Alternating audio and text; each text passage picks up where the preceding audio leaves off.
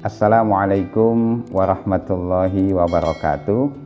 Para pemirsa channel LSQ yang berbahagia, kali ini kita akan membicarakan tema yang sedang in dan aktual, yaitu tentang corona. Tapi saya ingin melihat dari sisi lain, yaitu tentang 5 hikmah di balik corona yang bisa kita ambil pelajaran. Dalam teori psikologi kita mengenal ada namanya reframing. Reframing itu artinya membingkai kembali, melihat sesuatu dengan cara yang lebih positif. Bahwa kita semuanya sepakat corona adalah sebuah musibah yang harus kita lawan, yang harus kita waspadai, yang harus kita ikhtiari supaya segera hilang dari masyarakat kita semuanya. Tapi saya ingin melihat dan mengajak berpikir sisi hikmah di balik kehadiran corona. Setidaknya ada 5 hal. Dan ini punya pijakan dalam Al-Quran bahwa kita bisa mengambil sesuatu yang positif dari hal yang tidak kita sukai. Allah Subhanahu wa ta'ala misalnya menyebut di dalam surat Al-Baqarah ayat 216, A'udzubillahi minasyaitonirrajim. Wa asa an takrahu syai'a wa huwa khairul lakum. Boleh jadi Anda semua membenci sesuatu, tapi itu ada kebaikan buat kalian. Wa asa an tuhibbu syai'a wa huwa syarrul lakum. Boleh jadi Anda mencintai sesuatu, padahal itu tidak baik buat kalian. Wallahu ya'lamu antum la ta'lamun. Allah Maha tahu, Allah tahu sedangkan kalian tidak tahu. Saya ingin melihat 5 poin yang penting terkait dengan hikmah di balik musibah corona. Yang pertama, bahwa dengan adanya corona itu mendorong kita, memberi kesadaran baru kepada kita supaya rajin menjaga kebersihan, rajin cuci tangan, cuci muka melalui wudhu, mandi dan sebagainya ya. Yang pertama, yang mungkin selama ini atau sebagian kita kadang mengabaikannya, mau makan tidak pakai cuci tangan, padahal itu ajaran Rasulullah Muhammad SAW. Dalam Islam jelas bahwa an-nazafatu minal iman, bahwa kebersihan adalah sebagian dari keimanan. Maka semakin kita bisa menjaga kebersihan, itu maknanya semakin bisa mewujudkan nilai-nilai keimanan dalam kehidupan.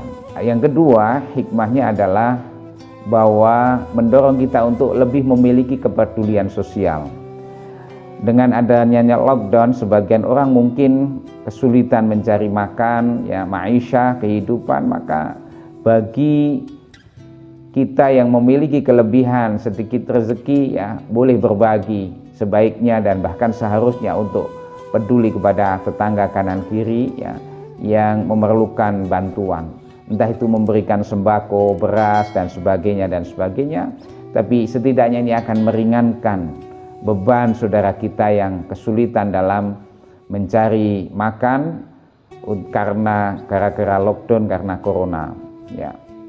Yang ketiga adalah dengan adanya lockdown kita tidak boleh keluar rumah atau stay at home ya, bahkan work from home ya, bekerja di dalam rumah. Ini memberi peluang bagi kita sebagai orang tua untuk lebih berkomunikasi secara efektif dengan anak-anak kita, dengan istri kita, dan bagaimana bisa memanfaatkan acara kumpul di keluarga ini untuk edukasi-edukasi yang penting ya. Membangun komunikasi yang lebih baik, romantisisme, harmoni dengan anak dan istri dan sebagainya adalah tantangan baru bagi orang tua untuk bagaimana memanfaatkan waktu yang efektif selama kondisi kita masih dalam lockdown tadi ya. Kemudian yang keempat adalah perbanyak mendekatkan diri kepada Allah melalui sholat kita. Betapapun mungkin sholat kita tidak harus di masjid, di rumah itu bisa untuk berjamaah dengan anak-anak dan istri ya.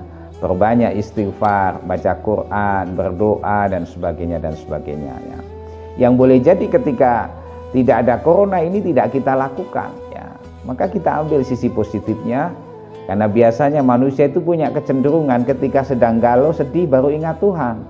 Meskipun yang begini sebenarnya tidak baik, tapi ini masih lebih baik ketimbang yang tidak ingat Tuhan sama sekali ya.